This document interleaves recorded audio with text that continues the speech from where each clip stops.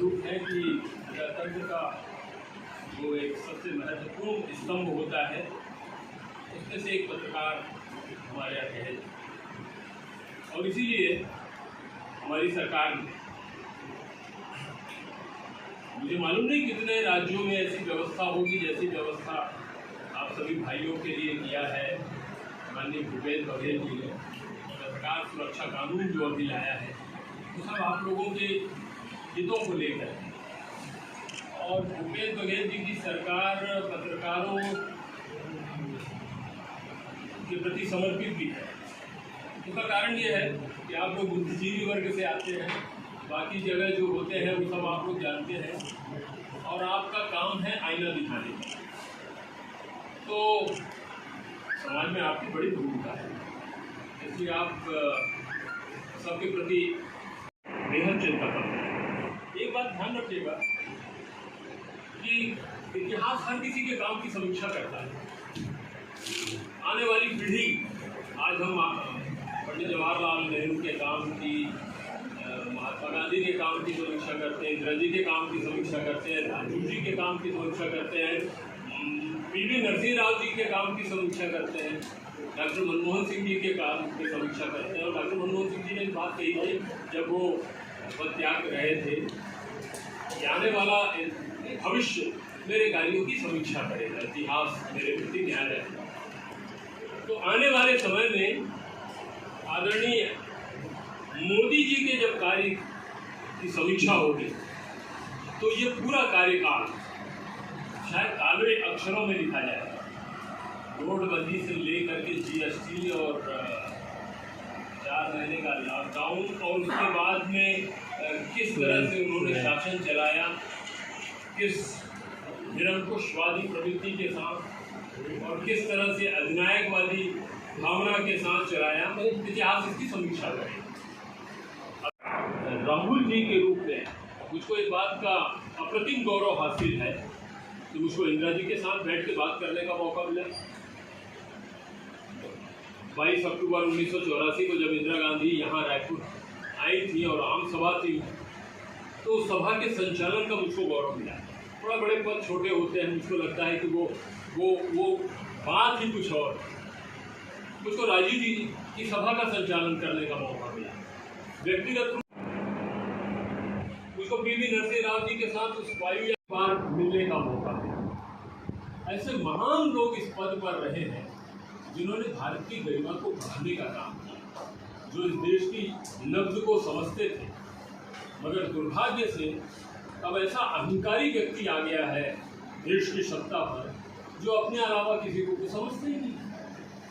राहुल जी के मामले में ऐसी ओछी, ऐसी छोटी बात, बल्कि मेरे आप लोग भाषाविद हैं, भाषा के जानकार हैं, इसलिए मैं इस शब्द का इस्तेमाल करूँगा, शायद आप लोग उसको ठीक से समझेंगे कि राहुल जी के मामले में जिस तरह की छिछोरी बात बोली जा रही है वो कुछ लोगों के मानसिक स्तर को दर्शाता है। राहुल जी के साथ तो मुझको अनेक बार इस चुनाव के पहले, जब हमारे यहाँ 2018 का चुनाव हो रहा था, तो मैं कोऑर्डिनेशन कमेटी का मेंबर था। चुनिंदा लोगों को बुला करके वो बात करते थे। 4 बार उनसे अलग से बैठ करके बात करने का मौका मिला, और मेरी पूरी जिंदगी कांग्रेस में बीत गई है।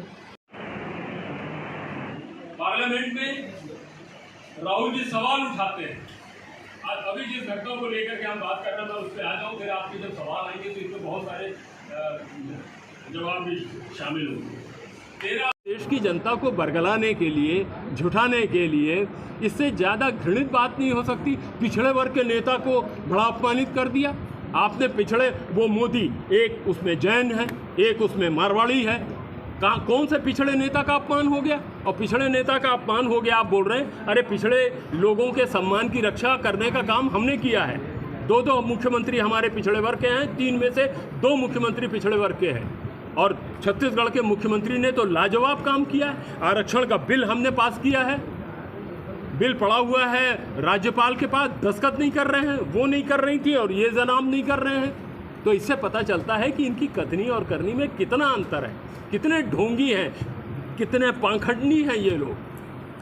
अडानी ये बता दिया कि मोदी जी को नोबेल प्राइज़ मिल रहा है शांति का, यानी ये हालत कर दिया कि उनके वाइस प्रेसिडेंट को खंडन करना पड़ा कि नहीं भाई हम नहीं दे रहे हैं। तो आप बहुत, इसीलिए मैंने कहा ना कि आप नोएडा मीडिया की बात, अडानी जी का प्लांट यहाँ लगे या राजस्थान में लगे या उत्तर प्रदेश में लगे, कहीं पर भी लगे, अडानी जी का प्लांट अगर छत्तीसगढ़ में लगता है तो छत्तीसगढ़ के नियम कायदे कानून के अंतर्गत लगता है। सुन लीजिएगा और सुन, पूरा वाक्य हो जाने दीजिए ना। हाँ नहीं, और उन तमाम नियमों का पालन करते हुए यहाँ के स्थानीय लोगों को रोजगार मिले। अडानी जी का प्लांट यहाँ लगा है, इसलिए भूपेश बघेल जी अडानी जी के साथ में हवाई जहाज में विदेश यात्रा नहीं कर रहे हैं और अडानी जी को बचाने का प्रयास नहीं कर रहे हैं। अडानी जी का प्लांट लगना एक दूसरा मामला है। और आपने अडानी जी के प्लांट की बात करी, इस देश में रोजगार की बात होती है। जो आदमी 209 नंबर पे था वो कूद करके मोदी जी के कार्यकाल में नंबर 2 पर आ जाता है। किस तरह से आ जाता है हम और आप नहीं समझते क्या? और नौकरी देने की बात कर रहे हैं, चूँकि आपने अभी अडानी जी के काम की बात करी। अडानी जी के यहाँ 23,000 लोग काम करते हैं। इस देश में प्राइवेट सेक्टर में सबसे ज़्यादा काम टाटा देता है 9 लाख लोगों को। दूसरे नंबर पर इन्फोसिस देता है 2,70,000 लोगों को। तीसरे नंबर पर रिलायंस देता है 2,30,000 नंबर पे। और शुरू से आखिरी तक 1 से लेकर के 10 नंबर तक का आप इनकम टैक्स देने वालों की, टैक्स देने वालों की लिस्ट निकाल लीजिए। मोदी जी का नाम नहीं है, अडानी जी का नाम नहीं है उसमें। 23,000 लोगों को रोजगार दिया है और नंबर 2 की पोजीशन हो गई थी उनकी। तो आप आने वाला समय इतिहास एक एक बात की समीक्षा करेगा, एक एक बात का सवाल पूछेगा भाई साहब। अडानी जी